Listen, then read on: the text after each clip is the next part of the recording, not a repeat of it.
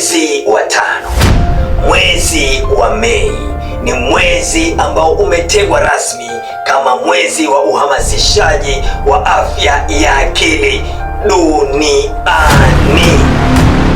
Ni mwezi wa kutafakari, ni mwezi wa kuelimika na mwezi wa kuchukua hatua madhubuti kwa ajili ya swala zima hili la afya ya akili.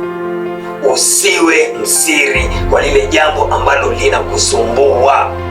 Tafuta rafiki, tafuta mtu ambaye unaweza ukashare kile jambo ambalo linakutatiza katika akili yako.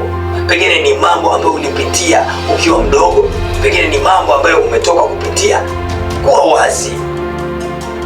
Pengine ni mambo ya hali ya kimaisha, pengine ni kazi kupoteza, ama chochote kile ambacho kimeathiri mtazamo wako wa akili na mawazo na mipangilio yako. Ni jambo lolote lile, kuwa wazi. Jumuika na jamii. Pale ni sherehe, kuna chochote kile katika maeneo pale jamii, shirikiana nao, usijifungie ndani. Kula vizuri, pata nafasi ya kulala vizuri, na usijihukumu kwa lolote lile ambalo ulilopitia. Na iwapo kuna mtu ambaye unamuona ameathirika, msongo wa mawazo, mambo yamekuwa mengi katika maisha yake, kuwa wazi, kuongea naye pia na kumpatia jambo ambalo litamtia moyo katika maisha.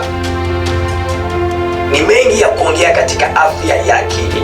Tuko pia na wale wasaidizi ambao wanaitwa psychologist ama wanasaikolojia pia wapo, ambapo pia wanasaidia katika hii hali ya afya ya akili. Hauko peke